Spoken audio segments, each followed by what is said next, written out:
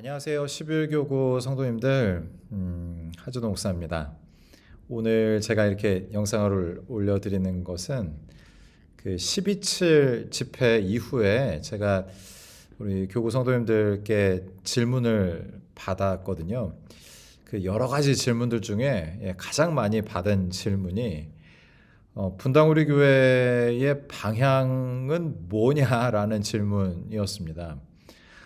그래서 그 담임 목사님이 찍으신 영상 제가 다시 소개해드리고 한번 보시라고 알려드렸는데 그게 또 그렇게 명확하거나 시원하지 않으셨던 것 같아요. 그래서 제가 한 샘플을 하나 보여드리고 앞으로 우리 교회가 이런 방향으로 갑니다 라는 말씀을 드리기 위해서 이렇게 영상을 올려드립니다. 책 하나를 소개해 드리려고 하는데 지금 띄워드린 이 책입니다. 성서가 말하는 동성애. 부제가 이렇습니다. 신이 허락하고 인간이 금지한 사랑. 이렇게 제목을 읽어보니까 어떤 느낌이 드시나요? 이 책은 동성애를 옹호하고 찬성하는 쪽일까요? 아니면 반대하는 쪽일까요? 옹호하고 찬성하는 느낌이 듭니다. 영어 원제는 위에 보시는 대로 What the Bible really says about homosexuality입니다. 성경은 대체 동성애에 대해 뭐라고 얘기하는가라는 게 이제 책의 원래 제목인데 부제를 신이 허락하고 인간이 금지한 사랑. 그러니까 하나님은 허락하셨는데 사람들이 금지하고 차별하고 그 약자들을 억압하고 있다라고 이야기하는 것이죠. 이런 종류의 책들이 상당히 많이 있습니다. 그리고 이 책에서 말하는 주장이 상당히 위험합니다. 그 이야기를 좀 나누려고 합니다. 다니엘 헬미니악이라는 사람이 지은 책입니다. 이 사람은 퀴어 신학자로 알려져 있는데 퀴어 신학이라는 것이 한 그룹으로 존재합니다. 퀴어 축제 할 때 그 퀴어입니다. 그러니까 소수자 또 동성애를 찬성하는 사람들이 신학을 하기 시작한 거죠. 여기에서 신학자도 많이 배출이 됐고요. 이 사람들이 하는 일은 뭐냐면 성경에서 동성애를 지지한다. 오히려 성경에서 동성애를 죄라고 이야기하지도 않고 이 사람들을 더 보호하고 사랑해야 된다고 이야기한다라는 결론을 미리 내리고 성경의 많은 구절들을 편집해 가고 있습니다. 본인들 나름의 논리를 가지고 이 주장을 하고 있는데 그 논리를 알 필요가 있다라는 거죠. 목사님 그런 것까지 우리가 알아야 됩니까? 라고 질문하실 수 있는데 지금 우리가 살고 있는 이 사회가 상당히 불안정하고 또 복잡하고요.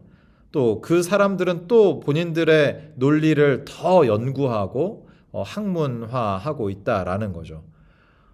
그 이야기를 먼저 딱 들으면 멈칫하게 됩니다. 말이 되니까요. 그래서 내가 알고 있는 성경이 맞나? 또 내가 알고 있는 대로 이야기하면 이 사람들이 공부가 좀 덜 됐네요. 공부하고 오세요. 이제 무시를 한다거나 뭐 이렇게 반응을 보인단 말입니다. 그러니까 공격을 받더라도 어떤 공격을 하는지 알 필요가 있고 대비를 해야 된다. 그런 시대가 되었다라는 말씀을 드립니다. 다니엘 헬미니악이 성서가 말하는 동성애 중에서 이런 전제를 이야기합니다. 한번 들어보십시오.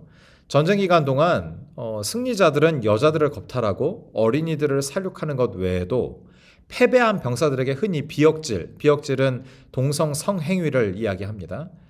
그것을 강요했다는 거죠. 그것은 남자를 여자처럼 취급해 모욕을 주려는 생각에 이루어진 것이었다.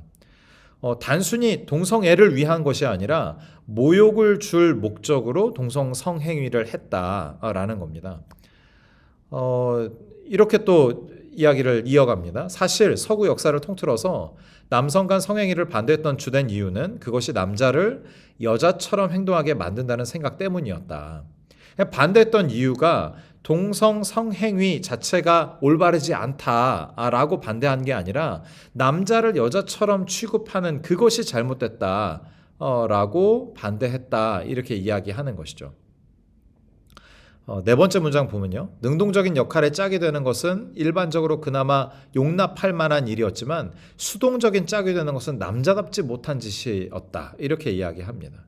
그러면서 분명히 남자가 다른 남자와 성교하는 것보다는 여자같이 나약하게 구는 것에 대한 반대가 훨씬 심했다라고 역사적인 사실을 가지고 본인이 정리한 것이죠.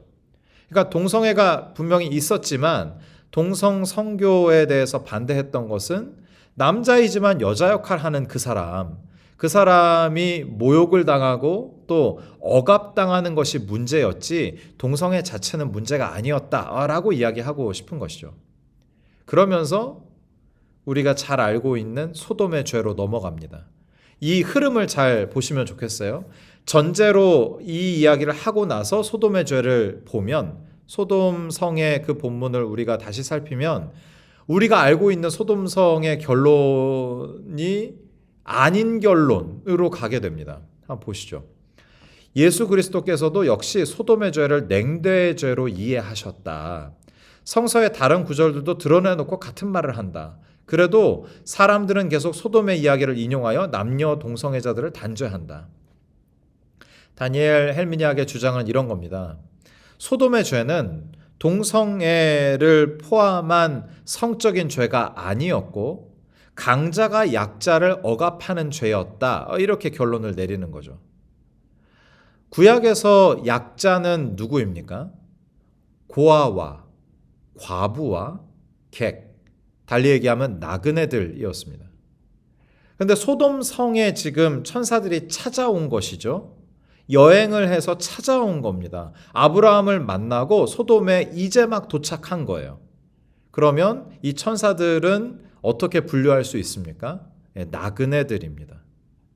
그런데 이 나그네들을, 약자인 이 나그네들을 말이죠, 원주민인 여기에 토착 세력, 여기에 살고 있었던 강자들이 환대하지 않고 냉대했다라는 얘기입니다.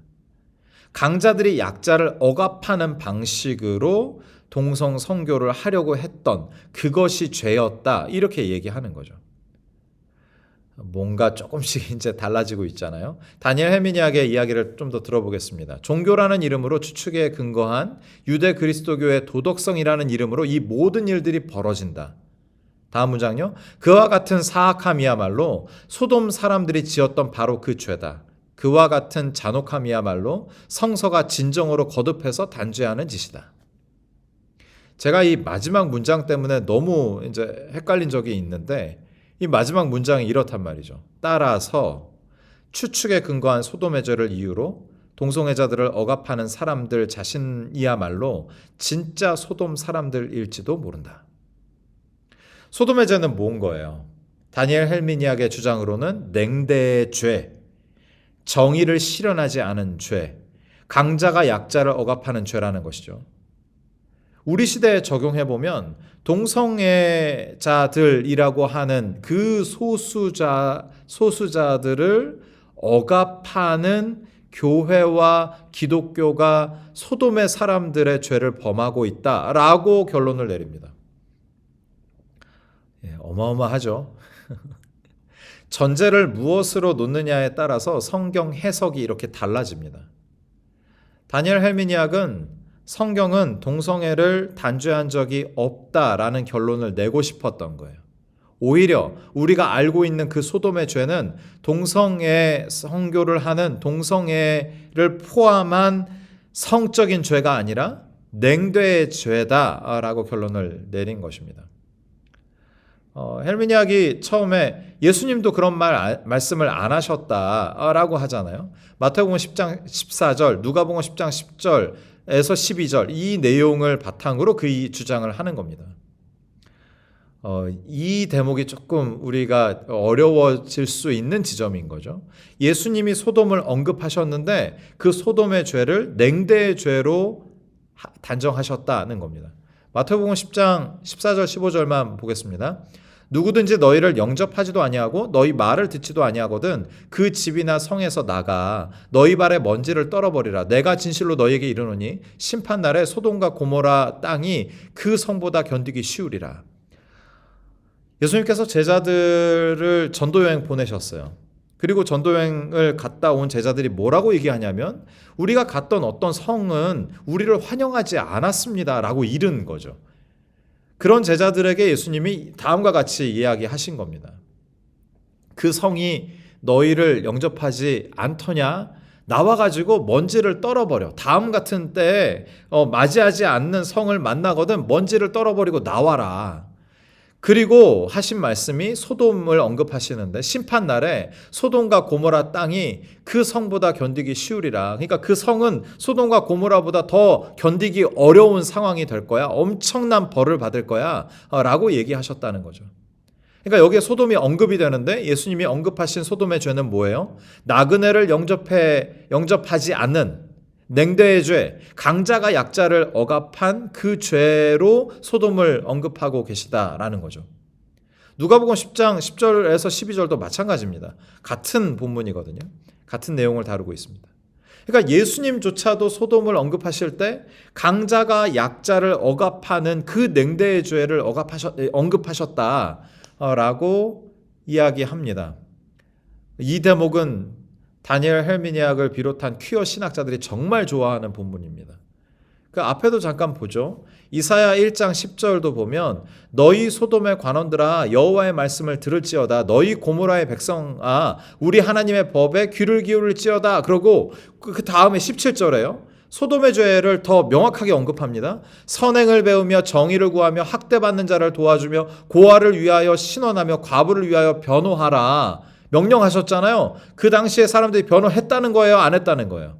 안 했다는 겁니다. 안 했으니까 명령하셨겠죠. 근데 이 모든 것들이 다 뭐예요? 선행을 배우며 정의를 구하며 학대받는 자를 도와주며 고아를 위하여 신원하며 과부를 위하여 변호하라. 약자를 억압하지 말라는 거죠.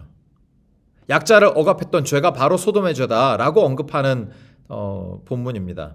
에스겔 16장 49절도 한번 보십시오. 내 아우 소돔의 죄악은 이러하니 그와 그의 딸들에게 교만함과 음식물의 풍족함과 태평함이 있음이며 또 그가 가난하고 궁핍한 자를 도와주지 아니하며 그러니까 강자가 약자를 여전히 억압하고 있는 그 죄가 바로 소돔의 죄다라고 언급하는 본문입니다.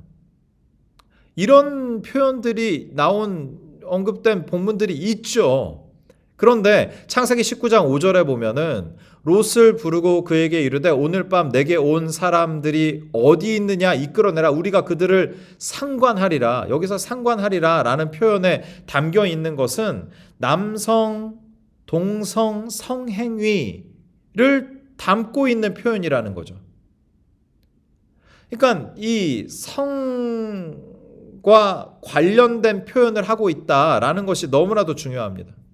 그리고 이런 표현도 있어요. 유다서 1장 7절에 보면 소돔과 고모라와 그 이웃 도시들도 그들과 같은 행동으로 음란하며 다른 육체를 따라가다가 영원한 불의 형벌을 받음으로 거울이 되었느니라 이런 표현도 있단 말이죠. 그런데 퀴어 신학자들은 이런 구절들은 인용하지 않습니다.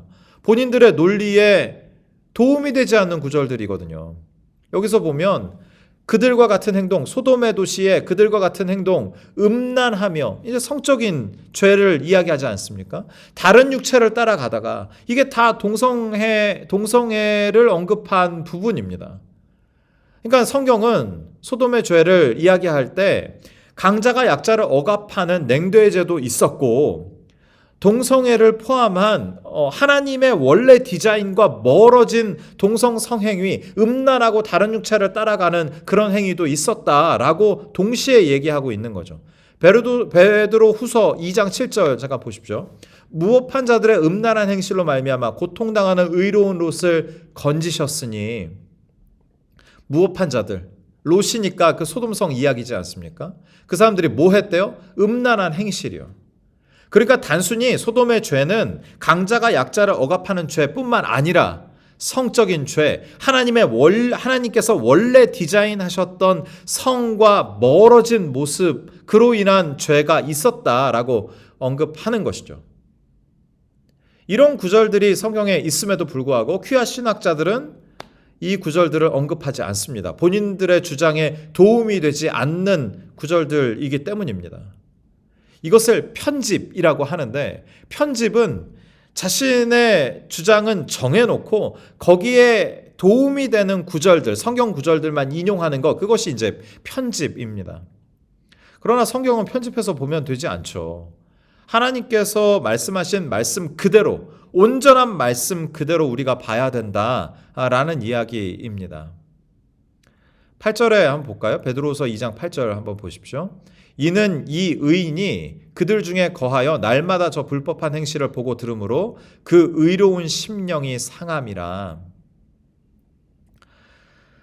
하나님의 자녀들, 하나님의 말씀을 기준으로 사는 자녀들이 하나님의 말씀과 멀어진 현실의 모든 행동들, 사건들, 그것을 보고 들으면 어떤 일이 발생한대요? 의로운 롯이 소돔에서 의로운 심령이 상했다, 이런 얘기를 하지 않습니까? 우리도 마찬가지인 거죠. 기준도 없고 음란한 생활, 음란한 상황 가운데 여러 가지 소식들을 우리가 보고 들을 때 우리의 의로운 심령이 상하는 것입니다. 우리가 할 수 있는 것은 뭘까요? 이처럼 교육해야 되는 겁니다. 공부해야 하는 거죠. 또 동시에요. 창세기 19장 13절에 보면 그들에 대한 부르짖음이 여호와 앞에 크므로, 누구와 소돔성에서 부르짖었습니까? 롯과 그의 가족들이 부르짖었던 거죠. 의로운 심령이 상하기 때문입니다. 답답한 마음에 내 영혼이 상하는 그 고통을 끌어안고 주님께 부르짖은 거예요. 그랬더니 주님께서 천사들을 보내셔서 소돔을 멸하셨다라는 것이 성경의 기록입니다. 우리 교회의 방향성을 묻는 분들이 많이 계십니다. 우리가 곧 있으면 세미나도 하고 또 연구소의 사역을 중심으로 다음 세대들을 교육해 갈 겁니다. 우리 교회의 방향성이 바로 이것입니다. 운동에 참여하는 다양한 방식이 있을 수 있는데 우리 교회는 교육하는 방식으로 이 운동에 참여하고 다음 세대들을 깨워갈 것입니다. 앞으로 있을 세미나와 많은 교육들이 소개가 될 텐데 관심 갖고 또 함께 참여해 주시고 자녀 세대들에게 전해주시면 좋겠습니다. 알아야 합니다. 공부해야 하는 거죠. 어떤 공격이 들이닥칠지 모릅니다. 그것을 잘 공부하고 알아야 할 필요가 있다는 생각이 듭니다. 소돔에 관련된 그 짤막한 이 창세기 19장에 대한 이야기를 나눴을 뿐이고요. 더 많은 성경의 가르침들을 나누기를 바랍니다. 세미나가 그럴 거고요. 또 연구소 사역이 그럴 겁니다. 그리고 주일학교를 중심으로 한 아이들을 교육시키는 다양한 프로그램들이 있고 좀 더 체계를 갖추기 위해서 논의를 해가고 있습니다. 그래서 분당우리 교회는 대체 뭐해? 라고 누군가 물어보신다면 분당우리 교회는 교육을 맡았다. 다음 세대들에게 또 우리 성도님들께 주기적으로 또 효과적인 교육을 하기 위해서 애쓰고 지속적으로 교육을 해 나갈 것이다. 이렇게 말씀을 해주시면 좋겠습니다.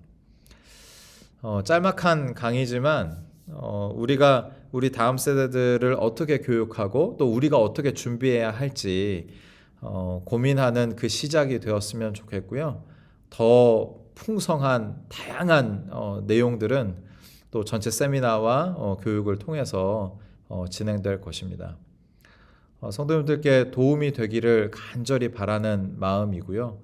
우리가 의로운 심령이 상하는 상태에 있습니다. 부르짖고 기도하고 또 깨어서 또 상황을 살피고 연구하고 공부하는 우리 모두가 되기를 간절히 바랍니다. 잠시 기도하겠습니다. 살아계신 하나님, 하나님 정말 혼란한 세상에 우리가 살아갑니다. 하나님의 말씀을 기준으로 살기를 바라지만 그렇지 않은 상황들을 맞닥뜨려 그것을 보거나 들을 때 우리의 의로운 심령이 상합니다. 주님, 애통하는 심령으로 주님께 간구하는 우리 모두 되게 하여 주옵소서. 다양한 방식으로 교육을 해 나갈 때에 적극 참여하게 하시고 고민하게 하시고 생각하게 하셔서 우리에게 기회가 왔을 때 하나님의 말씀 또한 주의 복음을 효과적으로 전하는 우리 모두 되게 하여 주옵소서. 모든 말씀 예수님의 이름으로 기도하옵나이다. 아멘.